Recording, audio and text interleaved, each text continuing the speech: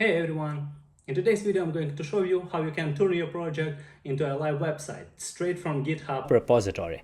If you have been coding your project and now want to share it online easy, the GitHub Pages is an awesome and free tool to do that. So let's dive in. First of all, you need to have your project in your GitHub repository.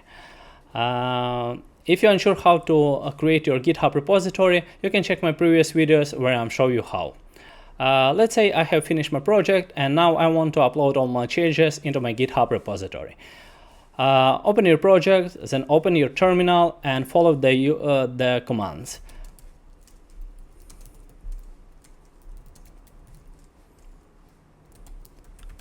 These commands will stage, commit, and push all changes into my GitHub repository.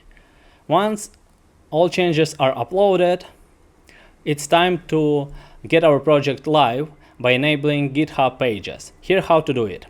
Open your repository, navigate to the Settings tab. In the left hand side, scroll down and you will see the Pages. Open it and you see the GitHub Pages is currently disabled. To enable it, you need to choose the branch where all files are saved. In most cases, it's a main branch. Select it in drop-down menu, the main, and save it. Once it's saved, the GitHub will build and deploy your project. You can see by opening the Actions tab, and we see that now it's Pages build and deployment in progress. It will take a little bit of time, so be patient. When the build is complete, you now see a URL for your project. Click on it and boom!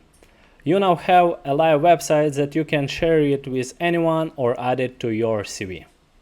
And that's it. In just a few simple steps, you deployed your project to GitHub Pages and made it live for the world to see.